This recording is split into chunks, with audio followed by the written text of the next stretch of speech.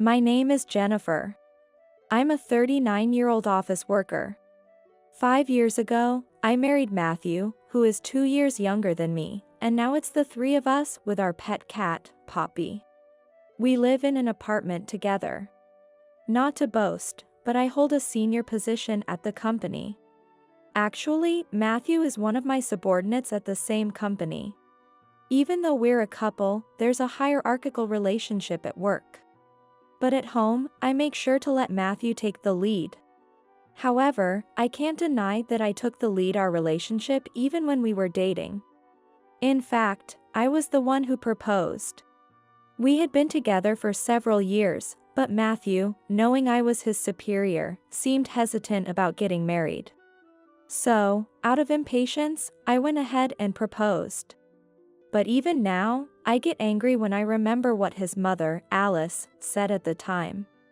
I was the one who proposed.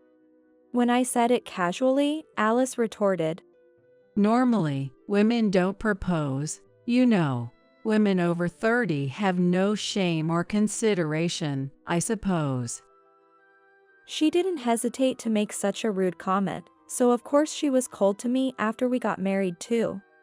Every time I visited Alice's house, it was just full of snide remarks. Matthew used to be your subordinate, and I'm guessing you're not bossing around at home too, right? That's why I told him to marry someone younger. While his father, John, was alive, he used to defend me, but since John passed away a year ago due to illness, I had mostly avoided any contact with Alice. There's no way I'm going to visit Alice's house just to hear her snide comments now that she lives there alone. If Alice needs care in the future, I'll have to think about it, but honestly, I'm not too worried about it. We've both been earning well and the apartment is mine, so there's no rent. My salary alone is enough for the two of us, so Matthew's salary goes entirely into savings. If necessary, I can afford to put Alice in a nursing home. We don't have children, and if we keep working until retirement, we'll receive a decent amount of pension. Then, Matthew, Poppy, and I can enjoy a relaxed retirement. I was quite satisfied with my life plan. But life can bring unexpected turns. Lately, I had been feeling a bit unwell, but to my surprise, I found out I was pregnant from a medical test. Given my age, I had honestly given up on the idea of having children. I thought of Poppy as a substitute for a child, and that was fine with me. However, as soon as I found out about the pregnancy, I realized that it was just me pretending that I don't want any children. Deep down, I really wanted a child. But I had been suppressing those feelings and living a life devoted to my career. Now, 5 years into our marriage, getting pregnant feels like a divine reward for all my hard work. I was thrilled. Of course, I want to give birth. I immediately consulted with my company and arranged to switch to less strenuous tasks. I used to be in the same department as Matthew, but that changed, and we're now in different workplaces. It felt a bit lonely, but I couldn't continue with so much business trips like before, so it was unavoidable. This change in duties led to another problem. My salary went down. Since I switched to office work, I couldn't do as much overtime as before, which was inevitable. However, Matthew was not pleased about this. Your salary is going down. That's stuff. But we have savings, and although my salary has decreased, a certain amount is still guaranteed, so it'll be fine. Besides, our baby is on the way, and we need to focus our lives around the baby now. This marked the beginning of our new life. Thanks to the shift to office work, I could also work from home freely. This helped me get through the tough periods of morning sickness, and it will likely make it easier to return to work after the baby is born. However, as I began to focus more on working from home, Matthew started coming home later. At the same time, he also began working more on weekends. Before, he worked and went on business trips on weekends too. But he used to get days off in exchange for working on holidays. Now, he doesn't seem to want to take the days off. Could it be an affair? Matthew is using overtime and work on holidays as an excuse, but maybe he's actually seeing another woman. That's why he can't take days off. Driven by my suspicions of Matthew's infidelity, I swallowed my pride and contacted someone from his previous department to ask if there was any woman involved with him. However, it seems there isn't any woman around him. Matthew doesn't drink, so it's unlikely that he's involved with any women from nightclubs. But maybe it would have been better if it was just an affair. The truth was much, much worse. It all started with a phone call. Hello. Regarding the sofa set delivery scheduled for today, it turns out the previous job is running late, so the delivery might be delayed by about 2 hours.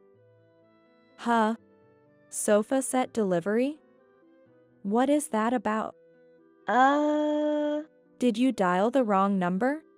When I asked who placed the order, Matthew's name came up. But then, when I heard the delivery address, I thought it must be a wrong number call. The address was not our home, but a newly built high-rise condo. There must be another Matthew with the same last name living in that high-rise, and the delivery guys got mixed up. You must have the wrong number. Anyway, it's not here.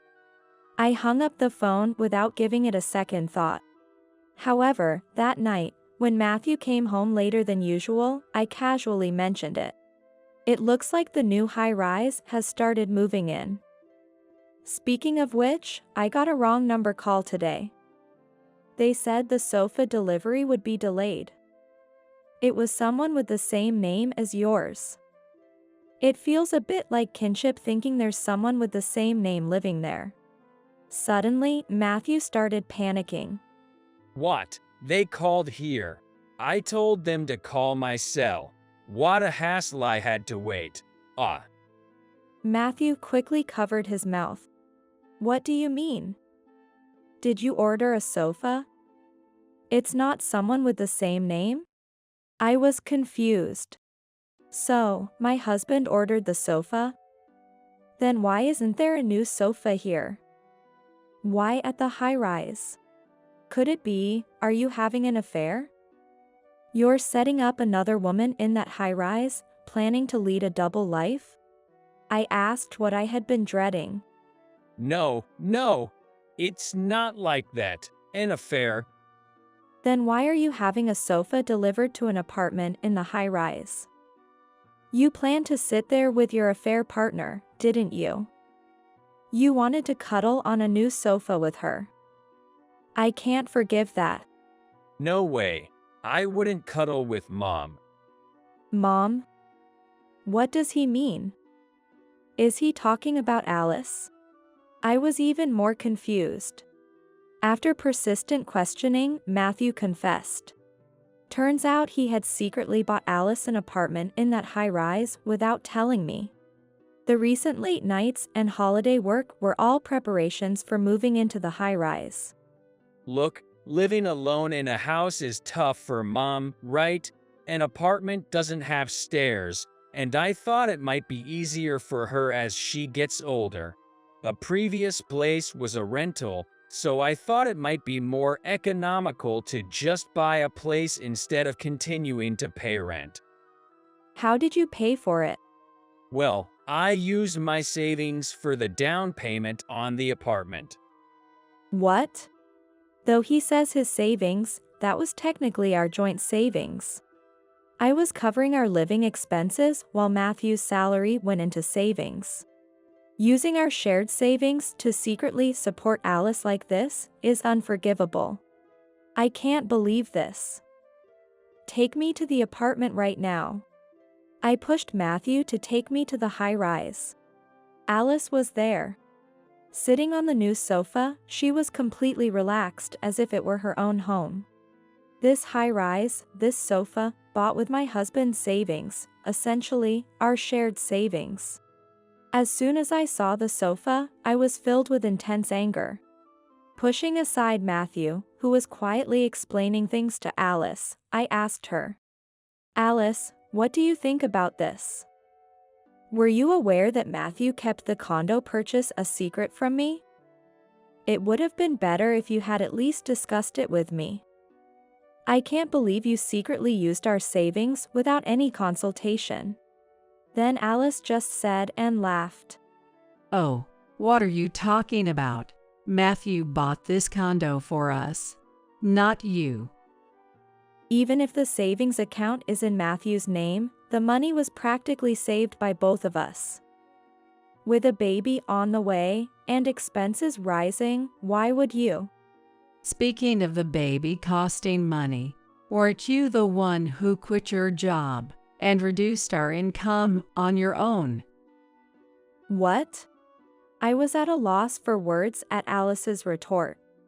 I bet you thought you'd just live off Matthew's income while slacking off on work since you're pregnant. How pathetic. Come to think of it, there are these parasites that live off other bodies, right? Aren't you just like a parasite? Parasite. Just because my income decreased doesn't mean I have no income at all. It's absurd to be compared to a parasite. Even if I quit my job to become a full-time housewife, are you saying a housewife who takes care of the house and children is parasitic on her husband? That's a rude assumption. Then, Alice, doesn't that make you the same? You've been a housewife since John was alive. I merely raised a valid question, but having hit the nail on the head, Alice was at a loss for words. Then Matthew interjected. Stop it, hey. I thought Matthew was stopping Alice from making rude remarks. But no, Matthew turned around and started scolding me. This is what I hate. You always try to win arguments, acting like you're always right, bossing around at home and at work. I've had enough. For me, Mom was the only peace I had. Can't you understand? I wanted to provide a better life for Mom, all because you always looked down on me at home, acting all bossy. I thought I had always supported Matthew to the best of my ability at home. Asking for a transfer at work was partly because of the pregnancy, but I also wanted to sever the boss-subordinate relationship. Unaware of my feelings, they both took this opportunity to blame me. I'm not coming back home anymore. I'll just live here with Mom. Once the baby is born, you'll be all wrapped up with the child, and I'll need someone to take care of me. So that's the real deal, huh? He wants to escape from potential additional chores and responsibilities when the child is born. Right. A wife who can't even take care of her husband and yet depends on his income. I don't need that. I'll live in this shiny condo with Matthew. Get out, you parasite. Shocked by her harsh words, I trembled with anger. Yet, amidst the anger, there was a strangely calm part in me, doubting and questioning what was happening. Keep your place. Do they even understand what's going to happen? Brace yourselves. However, words different from what I was thinking came out of my mouth. Understood. Let's get a divorce, then. Matthew and Alice were taken aback as I readily agreed to the divorce. Is that okay? Matthew asked in a dumbfounded manner, to which I calmly replied. Yes, it's fine. That's what you wanted, right? Well, yeah, but... Matthew hesitated. He's indecisive, both in work and personal life. Once a decision is made, it's just a matter of moving forward. That's how I've always handled my work. And it's the same with this situation. Once I decided on divorce, all that was left was to move towards it. I'll take care of the child that's born. Is that okay? As I asked, Alice snorted and replied, instead of Matthew. I don't need a child that comes out of you. Matthew seemed to agree. Yay. Well, I didn't particularly want one either. If you're raising them, that's actually a relief. Is that so? Then let's go ahead with that. I'll prepare the divorce papers soon, so please leave our apartment as soon as possible. Because I moved things along swiftly without breaking down, Matthew said with a sigh of relief. Thank you, you're really dependable. This is what you call an amicable divorce, ho. I didn't say anything but just smiled broadly. Amicable divorce? No way. Just wait and see. After that, Matthew and I returned to our apartment together. I really wanted him to stay at Alice's upscale condo, but he couldn't go to work tomorrow without his clothes or anything else. I endured it, figuring it would only be a few more days. Perhaps reassured by the thought of an amicable divorce, Matthew spent the time in our apartment packing boxes and teasing our cat, Poppy, who ignored him disdainfully. He even tried to touch me in the bedroom. Hey, you're in a stable period now, right? How about one last time for old time's sake? Are you kidding me? How dare you even try to touch me? What old times sake? Of course, I refused.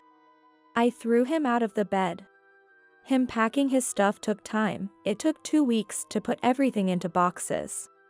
Things would have gone faster if he had been more efficient, but I deliberately said nothing and just watched him dawdle. Because the longer it took, the more convenient it was for me. But today was finally the day Matthew moved out. As the moving truck was loaded with all the boxes and drove away, Matthew turned to face me. Well, I'm off then. Thanks for everything. Matthew mumbled his thanks to me awkwardly. Thanks to you too. Actually, I have a gift for you. Something you've been wanting. The divorce papers. Matthew's face lit up for a moment at the mention of a gift, but fell when he heard it was the divorce papers. Such a predictable man. Just a sec. I fetched an envelope with documents from the cupboard and handed it to Matthew. Here you go. Thanks. So I just sign this and take it to the courthouse, right? By the way, just like when we get married, we need a witness for the divorce, right? Who should we ask? Oh, there's someone who said they could be our witness. Ed. There's a business card in the envelope, so I think they'll contact you. Huh?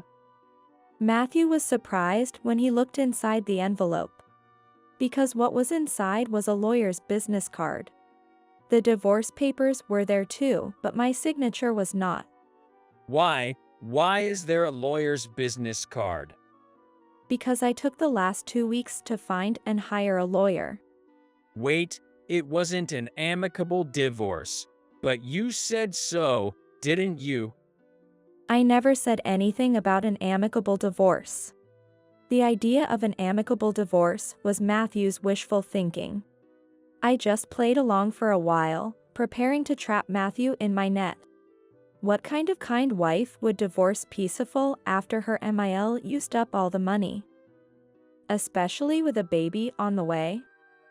It's only right to protect my child's rights. And just so you know, the baby in my belly is undoubtedly yours. If you doubt it, we can always do a DNA test. It was actually a relief that you were slow with packing, as it gave me plenty of time to find a good lawyer. You know, when lawyers handle a divorce by mutual consent, they typically fill in the witness part on the divorce form. And there's no extra fee for that. Pretty convenient, huh? To be honest, the lawyer's fees were very high. Getting a few signatures for free is the least you could expect. But I didn't need to tell Matthew that. Why haven't you signed the divorce papers yet? After recovering from the shock of seeing the lawyer's business card, Matthew was now surprised by the lack of my signature on the divorce papers. You should have written your part first. I laughed derisively at Matthew. There's no way I could do something that risky. We haven't even settled the property division, alimony, or child support yet. There's no way I'd sign anything. If you submitted it on your own, the divorce would be finalized. Property division? Since most of my salary went to living expenses, I'd say about half of your salary for 5 years, so that's roughly 2.5 years worth. I bluntly threw the figure at him. Your annual salary is $40,000, right? Lower than mine. So, over 5 years, that's $200,000. That means, for property division, $100,000. Alimony might not be much, but the going rate for child support per child is about $400 a month. If we build it all at once, it would come out to about $96,000. If you pay the $200,000, we can divorce cleanly and simply. Matthew screamed. $200,000? Impossible, that's a fortune. No doubt it seemed like a fortune to Matthew, who had just bought a luxury condo and was still burdened with a hefty mortgage. If you hadn't bought that condo, almost the same amount would have been saved. As in fact, if you hadn't bought the condo in the first place, we wouldn't even be talking about divorce. But anyways, since you've already bought it, you'll need to figure out what to do on your own. Following my advice, Matthew started racking his brain. But he probably wouldn't come up with anything significant. Eventually, Matthew seemed to have an idea. This apartment we've been living in together, isn't this shared property? How about we each take one and call it even? Yep, as I thought, not a significant idea. Sorry, but no. I bought this apartment before we got married. Premarital assets are not included in shared property. Matthew was visibly dejected. Is that all you can come up with? Well, if you think of a better idea later, talk to the lawyer. It'll probably be rejected right away though. Out of nowhere, our cat Poppy meowed as she came to the entrance. Oh, better not leave the door open, or Poppy might get out. As I went to close the front door, I remembered one last thing I had forgotten to mention. Since forging documents is kind of your thing, I went ahead and filed a non-acceptance of divorce notice. So even if you tried to forge my signature, it'd be pointless. Goodbye. Then, I shut the door firmly in front of Matthew's nose. Later, Matthew paid $100,000 as required by the lawyer. He even had to sell the precious condo to make the payment. After the purchase, it quickly became a second-hand property. The next buyer got quite the deal. Good for them, good for them. I sent a silent "well done" to the unknown new owner of the condo. As for the child support, a lump sum payment was out of the question, so it was set up as monthly payments. That was expected, so arrangements were made to directly deduct it from his salary if payments were delayed. Working for the same company comes in handy at times like these. A positive point at marrying in the same company. I sat at home, working remotely, gently rubbing my growing belly as I looked out from the balcony of my apartment. Beyond that mountain, Alice's shabby nursing home is there. Once the baby is born and things settle down, I plan to return to work and do my best as a working mom. The baby just kicked a little on the right side.